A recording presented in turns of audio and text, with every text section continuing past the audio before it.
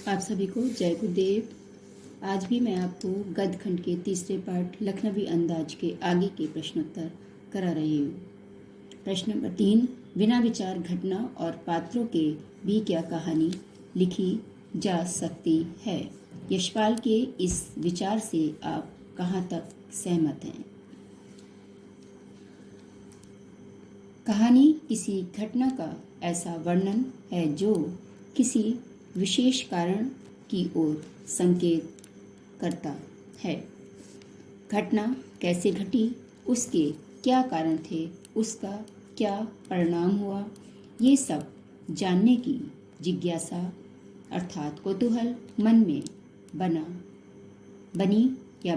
रहता है और घटना बिना कारण के नहीं होती है। अतः बिना पात्र के कहानी तथा बिना कारण के घटना कैसे संभव है? घटना के बिना विचार कैसे? अतः लेखक का मानना है कि बिना विचार घटना और पात्रों के कहानी नहीं लिखी जा सकती है। यह पूर्णता यानी पूरी तरह सत्य है। उनका विचार हमारे विचारों के अनुकूल है, अर्थात हमारे विचार भी उनसे सहमत हैं। प्रश्न नंबर 4, आप इस निबंध को और क्या नाम देना चाहेंगे?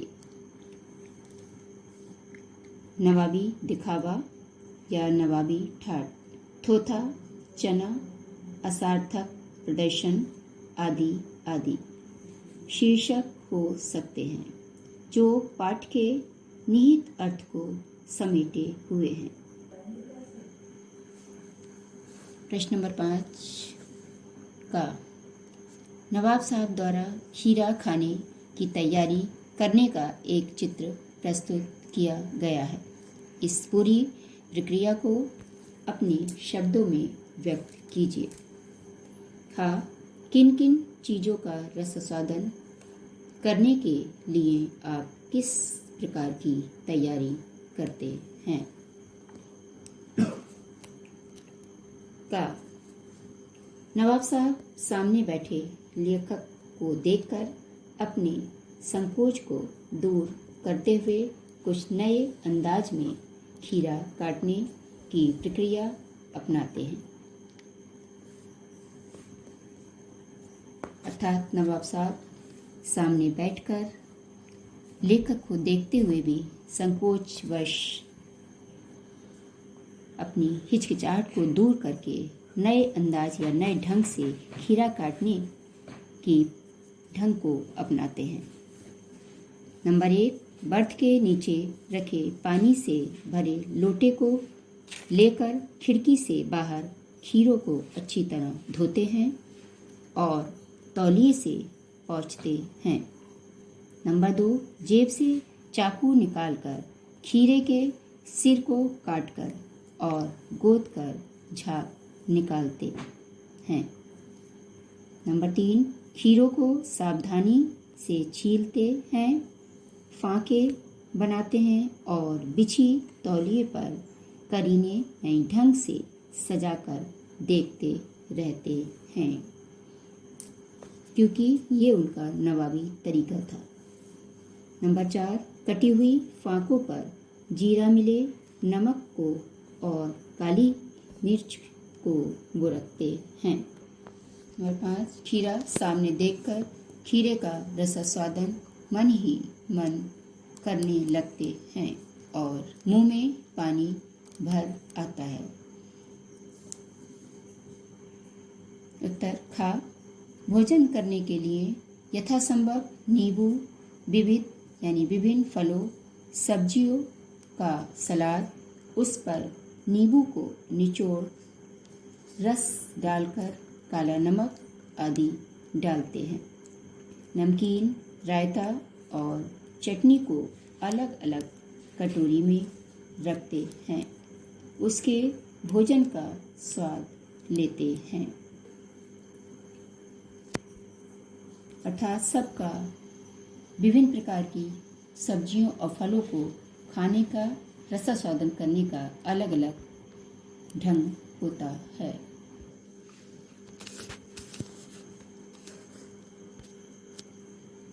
प्रश्न नंबर 6, लखनवी अंदाज नामक व्यंग से आपको क्या संदेश मिलता है? उत्तर इस प्रकार लिखेंगे।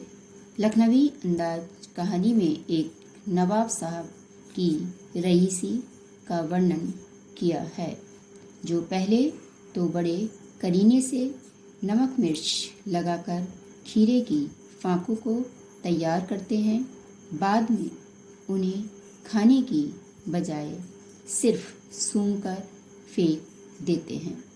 इसके माध्यम से लेखक ने पतनशील सामंती वर्ग की बनावटी शैली पर व्यंग किया है। अर्थात नवाब साहब पहले तो खीरे को बड़े ढंग से नमक मिर्च लगाकर उसकी फाके तैयार करते हैं, बाद में उसे खाने के बजाय सिर्फ सूंघकर बाहर फेंक देते हैं। ये उनकी नवाबी एवं सामंती वर्ग की बनावटी शैली को व्यक्त करता है।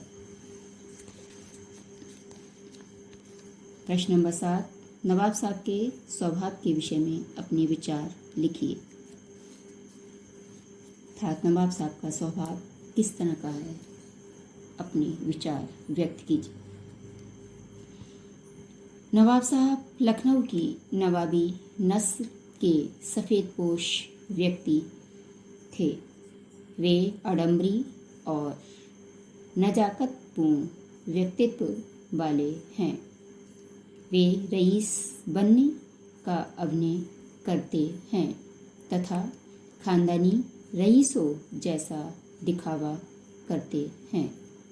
इसलिए वे खीरे की सुगंध से ही स्वाद की कल्पना करके ही पेट भर लेते हैं। अर्थात नवाब साहब का पहनने खाने पीने का तरीका सब नवाबी दिखावा मात्र था। प्रश्न नंबर 8, क्या सनक का कोई सकारात्मक रूप हो सकता है? यदि हाँ तो ऐसी सनकों का उल्लेख कीजिए।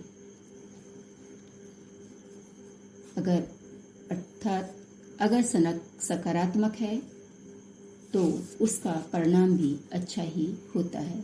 ऐसी सनक का उल्लेख कीजिए। सनक का सकारात्मक रूप अवश्य होता है। इसी सनक से मोहनदास करमचंद गांधी ने सत्य अहिंसा के बल पर आज़ादी हासिल की। इसी सनक के बल पर स्वामी विवेकानंद ने हिंदू धर्म दर्शन की ख्याति अर्थात प्रसिद्धि पश्चिमी दुनिया में फैलाई।